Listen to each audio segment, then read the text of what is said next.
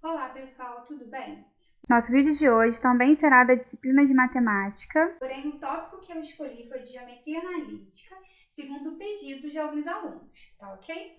Então a gente vai trabalhar o início dessa parte de geometria analítica, mas se alguém tiver alguma coisa aí que esteja em dúvida, que tenha curiosidade, só colocar nos comentários, tá ok? Que a gente vai organizando de modo a agradar todo mundo. Então hoje nós vamos para a parte inicial de geometria analítica. Então o que é geometria analítica? Nós vamos fazer o estudo, de figuras geométricas, só que a partir do plano cartesiano. Então nós vamos utilizar o plano cartesiano para analisar retas, circunferências. Por isso que no vídeo de ontem, quem ainda não viu, dá uma olhadinha, que foi o vídeo de função de primeiro grau, eu chego a comentar que alguns alunos podem resolver algumas questões utilizando os conceitos de geometria, sem problema nenhum, porque uma função de primeiro grau é uma reta. E na geometria analítica nós vamos estudar retas, tá ok? Então por isso que existem essas duas maneiras de resolução. Hoje nós vamos para essa parte inicial da geometria analítica, beleza? E nós vamos ver os pontos. Então, primeira coisa, na geometria analítica, nós vamos utilizar o tempo todo um plano cartesiano. Então, só para a gente relembrar, aqui nós temos a origem, que eu vou chamar de 0,0. Por que 0,0? Porque eu tenho que colocar quem é a componente x e quem é a componente y. Então, quando eu tenho um plano cartesiano, eu tenho que considerar essas duas dimensões, a dimensão x e a dimensão y. Então, daqui para a direita, nós temos valores positivos de x. Daqui para a esquerda, valores negativos do x. Daqui para cima, valores positivos do y. Daqui para baixo, valores negativos para o y. Então, a gente precisa saber, em um plano cartesiano, conseguir identificar esses pontos. Então, normalmente, a gente chama essa região aqui de primeiro quadrante, segundo quadrante, terceiro e quarto quadrante, beleza? De forma que no primeiro quadrante, as coordenadas x e y serão positivas. No segundo quadrante, o x terá sua coordenada negativa e o y positiva. No terceiro quadrante, ambas as coordenadas x e y são negativas. E no quarto quadrante, o x é positivo e o y negativo.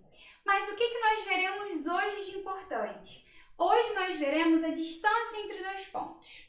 Então, se a gente, no primeiro momento, esquecer o plano cartesiano e a gente pensar só em relação a uma dimensão. E aí eu vou marcar aqui o ponto 0, o ponto 10 e o ponto 20.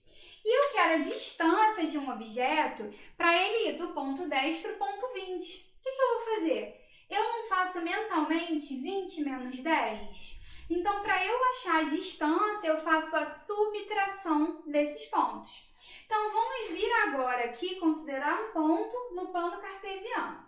Então, eu vou marcar aqui um ponto, que eu vou chamar de ponto A, e ele terá o seu valor de x e o seu valor de y.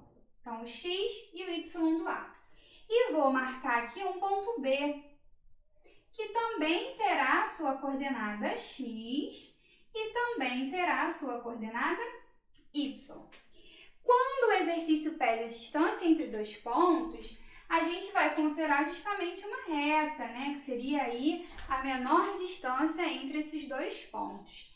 Mas e como que eu vou achar essa distância, pessoal? Então, eu vou colocar aqui de azul uma linha pontilhada, e o que nós temos aqui, é um triângulo retângulo, que a distância que nós queremos, que é a distância entre A e B, que eu vou chamar de D, é a hipotenusa. E agora eu vou analisar essas coordenadas separadamente. Lembrando daqui, que se eu quero a distância, eu faço um menos o outro. Então, se eu tenho aqui o x do B e o x do A, esse cateto aqui, ele vai ser justamente a subtração.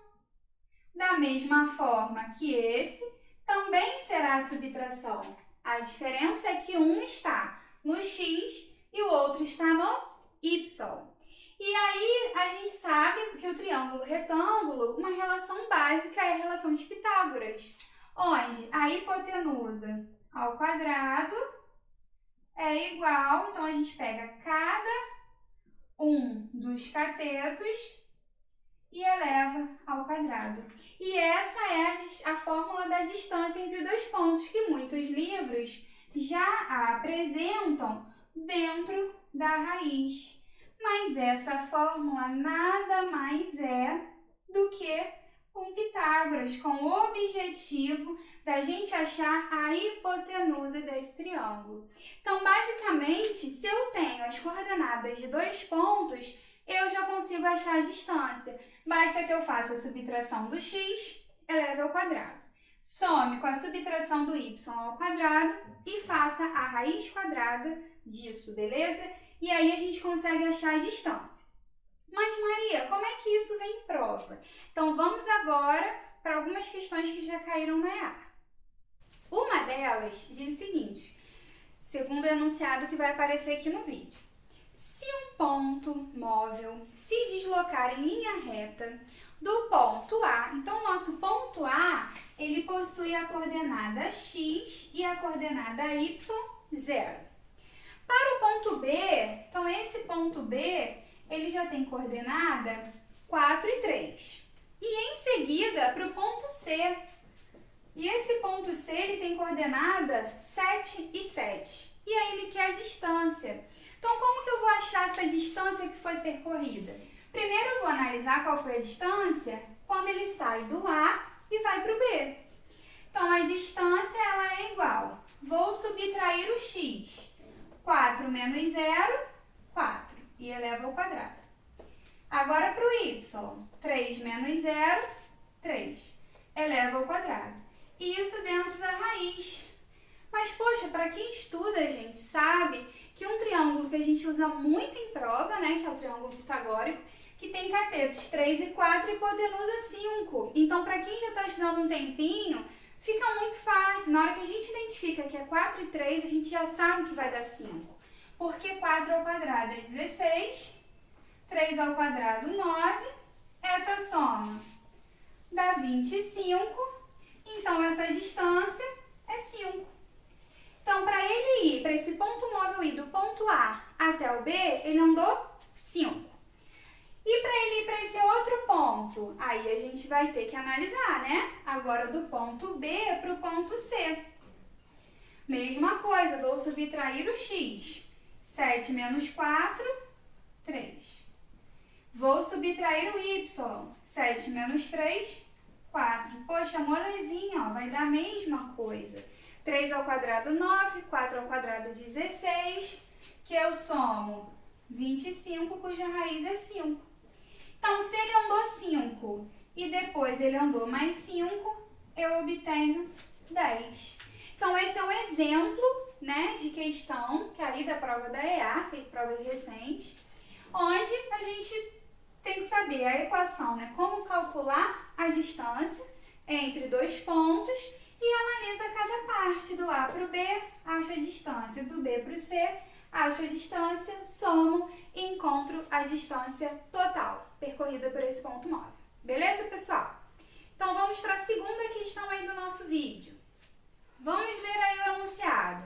Sejam A, B, C e D. Então, nós temos aí esses 4 pontos. Então, o ponto A, ele possui as coordenadas menos 3 e 3. O ponto B, ele possui as coordenadas 3 e 1. O ponto C possui as coordenadas 5 e menos 3. E o D possui as coordenadas menos 1 e menos 2. Beleza. E eles são vértices de um quadrilátero convexo. A medida de uma de suas diagonais é.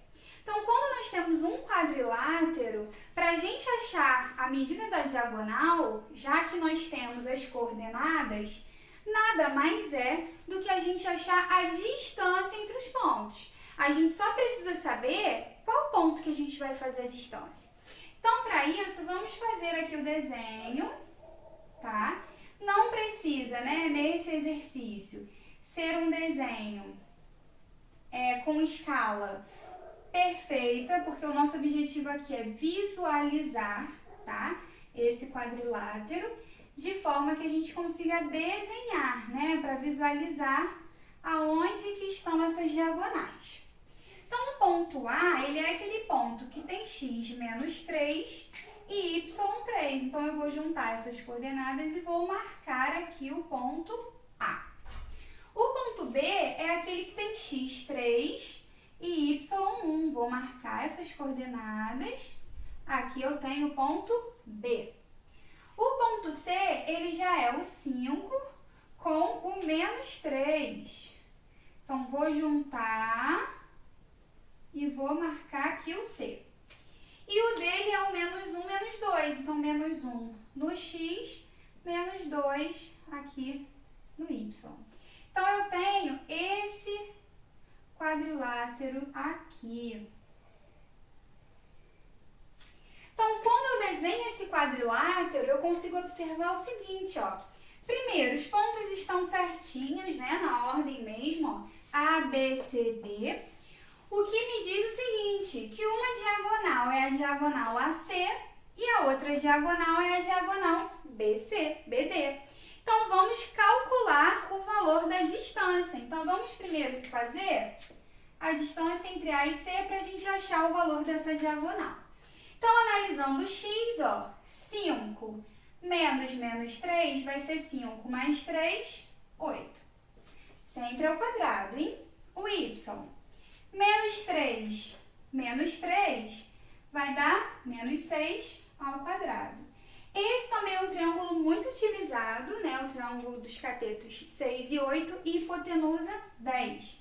Então, resolvendo a continha, a gente vai achar que essa diagonal AC vale 10. E quando nós achamos isso, que essa diagonal AC vale 10, nós já temos até a resposta aí, que é a letra D. Tá? Mas vamos só achar outra diagonal também. Então, a diagonal BD vai ficar menos 1, menos 3, menos 4 ao quadrado. Menos 2, menos 1, menos 3 ao quadrado. Então, voltamos aí para o 3 e 4, que nós já sabemos que esse resultado vai dar 5. Porém, 5 não tem alternativa, né? Porque se tivesse as duas aí, questão anulada, a não ser que ele indicasse se ele quer a maior ou a menor diagonal.